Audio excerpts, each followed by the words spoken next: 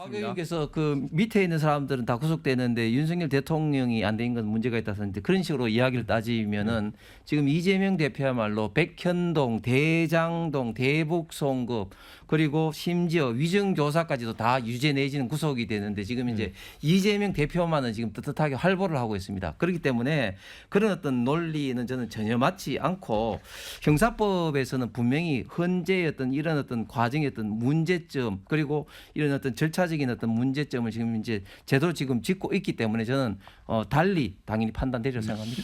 좀 네. 답답한데 왜 여기서 또 이재명 대표님 말씀을 홍 의원님 하시는지 모르겠는데 윤석열 피고인 사건은 국민이 직접 비디오로 본 사건입니다. 이재명 대표는 증거도 없는 것을 덮어 씌운 정치 사냥극이고 법원에 의해서 무죄가 확정돼 가고 있습니다. 그렇기 때문에 두 개를 비교하시는 건 좀 너무 지나치다고 저는 생각이 듭니다. 네, 이제 마지막 질문을 제가 드릴 텐데 이거는 짤막하게 좀 답변을 해주십시오. 이재명 후보가 공수처를 강화하겠다고 했습니다. 그런데 지난번에 윤석열 대통령 관련 이제 수사를 하면서 사실 민주당 안에서도 공수처 무용론도 나왔잖아요. 근데 강화하겠다는 게 무슨 뜻인가요? 아마 이제 먼 미래의 모습을 어떻게 평가하고 계시는지는 모르겠지만 아직까지 현재를 기준으로 볼 때에는 공수처에 대한 기대, 신뢰가 그래도 있을 수밖에 없다 보니까 검찰과 이제 비교되는 개념이겠죠. 그래서 오히려 그 인원이 너무 적고 경험이 좀 부족하고 부서도 좀 뭔가 부족하고 이런 물적 한계가 있어서 잘 못하는 부분이 있었기 때문에 좀 더 잘하도록 도와주면 좋겠다는 그런 기대를 섞인 말씀을 한 것 같고 앞으로 이제 어떤 식으로 이것을 그 제도를 변경해 가야 할지 이것은 좀 추가적인 논의가 필요한 부분이 아닐까 싶습니다. 그런데 이제 국민의힘에서는 이제 검사도 뭐 대폭 숫자를 늘리겠다 이렇게 하고 하니까 이게 이제 집권하게 되면 대규모 정치 보복을 위한 빌드업 아니냐 이렇게 권성동 원내대표는 그런 발언까지 했어요. 네, 저는 근대 사법의 대원칙은 결국은 이제 인신 보호, 인권 보호를 위해서 재형 법정주의를 하고 또 수사 기관 간의 어떤 그 권한을 명확하게 해야 됩니다. 그렇지 않으면 어떤 인신보호, 인권보호에 치명적인 어떤 문제가 있을 수밖에 없어요. 이 기간 뭐 다 뭐 수사하고 뭐 체포할 수 있다면 그렇지 않겠습니까?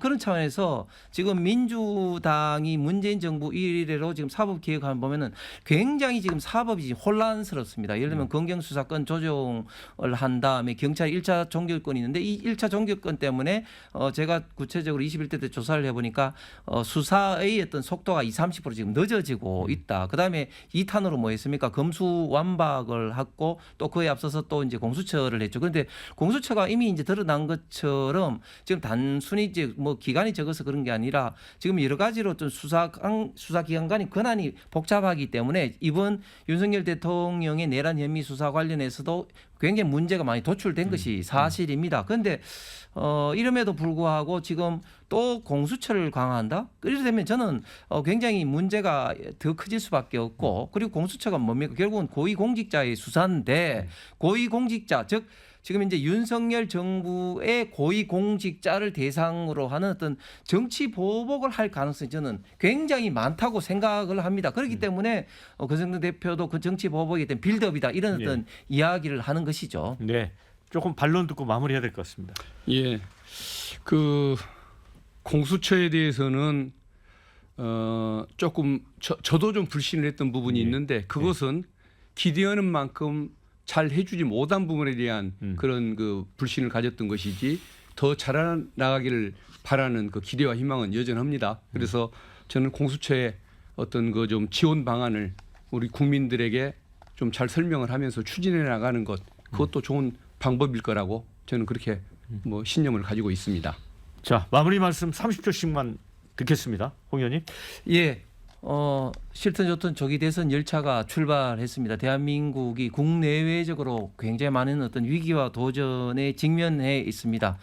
이런 위기와 어떤 도전에 잘 극복하고 대한민국의 미래를 열기 위해서는 어떤 역량을 갖고 있는 사람인지 과연 어떤 도덕적으로 그리고 그 사람의 어떤 말이 어떤 신뢰가 있는지 사법 어떤 리스크는 없는지 그리고 구체적인 어떤 정책 비전은 무엇인지 판단을 해야 되는데 과연 그렇게 됐을 때 이재명 대표는 저는 아니라고 봅니다. 네, 예. 박 의원님.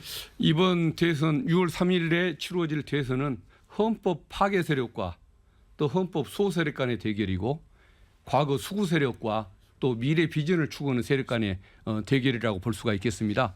우리 대한민국의 앞날을 위해서 네. 좀 그 국민들께서 많이 관심을 갖고 참여해 주시기를 부탁드리고 싶습니다.